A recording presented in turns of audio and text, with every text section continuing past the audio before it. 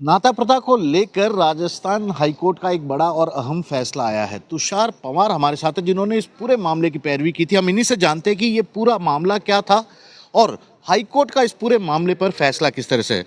तुषार जी, सबसे पहले ये पूरा मामला क्या था, क्योंकि अब तक ये सुना गया है कि नाता प्रथा एक कुरीति है, उसमें contract marriage kind of thing है ये, तो ये क्या मामला था?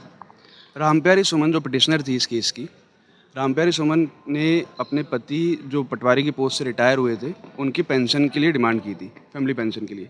लेकिन कोर्ट में जब उसने याचिका दायर की तो रिस्पोंडेंट स्टेट ने ये उसमें ऑब्जेक्शंस रेज किए कि ये जो पत्नी है ये दूसरी पत्नी है और ये इनकी शादी जो है नाता प्रथा से हुई है, जो कि एक वैलिड मैरिज नहीं है।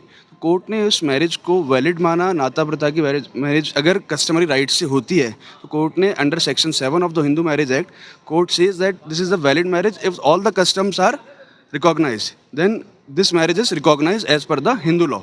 तो कोर्ट ने उस मैरिज को वैलिड माना और उस मैरिज को वैलिड होने की वजह से जो उनकी पत्नी है रामप्यारी सुमन, जो पिटिशनर है इस केस की, वो पेंशन की हकदार है under section 66 under rule 66 of the family pension act.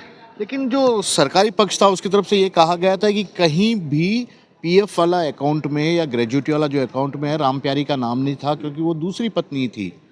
Court ने इसको भी बोला कि अगर उसका नाम किसी सर्विस रिकॉर्ड में नहीं भी है, लेकिन अगर वो पत्नी है, क्योंकि रामप्यारी सुमन और उसके पति के बीच में एक सेक्शन 125 का केस था जो कोटा पारिवारिक न्यायालय में चल रहा था, जिसमें उनके हस्बैंड ने खुद एडमिट किया है कि she is my wife, legally valid wife.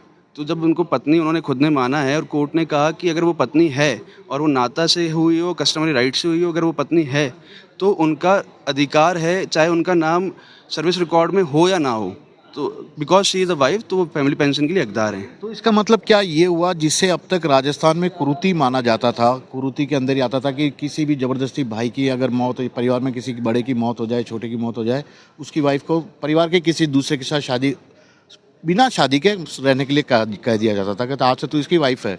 तो क्या ये अब मान्य हो गया सब केसों में, सब तरह के मामलों में? देखिए, ऐसा नहीं है। नाता प्रथा बहुत वाइड लेवल पे अगर देखा जाए तो इसमें बहुत सारे कस्टम्स फॉलो होते हैं। कोर्ट ने सिर्फ उन नाता प्रथाओं को वैलिड किया है जो जिसमें सारे कस्टमरी राइट्स फुलफिल हुए हों, जिसमें सारी जो भी उनके रूरल एरियाज़ में जो भी कस्टम्स थे उनको पूरा फॉलो किया गया हो, तभी कोर्ट ने इस केस को अगर नज़ीर बना के आप दूसरे केसेस में इसका फ़ायदा उठा सकते हैं। यानी कि इतना आप कह रहे हैं कि कुछ शर्तों के साथ इस प्रथा को मान्यता दी है कोर्ट ने, यही है? जी, अगर पूरे कस्टम्स फॉलो होते हैं तभी। चाहे ये दूसरी जगह शादी हो तो भी, क्योंकि ये सेकंड विवाह वाला कहीं ऑप्शन तो इसमें नहीं आ जाएगा, एक साथ दो पत्नी रखने वाला? एक साथ दो पत्नी हिंदू मैरिज एक्ट में कहीं भी अलाउड नहीं है। ये नाता प्रथा तभी होती है जब या तो आपका हस्बैंड या जो भी स्पाउस है उसकी डेथ हो जाए या फिर सेपरेशन हो जाए। कोर्ट ने इसको रिकॉग्नाइज किया है और कोर्ट ने अपने ऑर्डर में भी स्पेसिफिकली लिखा है कि नाता प्रथा में जब स्पाउस की डेथ हो जाती है या स्पाउस से सेपरेशन हो जाता है, तब जो वेडिंग होती है आउट ऑफ कॉन्ट्रेक्चुअल मैरिज, तो इसको लीगली रिकॉग्नाइज किया कोर्ट ने। तुषार जी, एक आखिरी सवाल, कितना दूरगामी फैसला मानते हैं, क्योंकि बहुत सारी महिलाएं हैं जिन्हें शायद एक सपोर्ट की जरूरत होती है और तभी वे नाता प्रथा के लिए राजी भी हो जाती हैं, अब उन्हें भी अधिकार कोर्ट ने दे दिया है? बिल्कुल, अगर फैमिली पेंशन की बात हो या ऐसे सिमिलर और भी मैटर्स हों तो कोर्ट ने उनको सबको अधिकार दे दिया है। ये फैसला नज़ीर होगा, ऐतिहासिक होगा अपने आप में, जिसमें नाता प्रथा से जो सेकंड वाइफ थी उसको रिकॉग्नाइज, नाता प्रथा को रिकॉग्नाइज करके कोर्ट ने उसको लीगली वेडिड वाइफ का दर्जा दे दिया और उसको पेंशन दी है।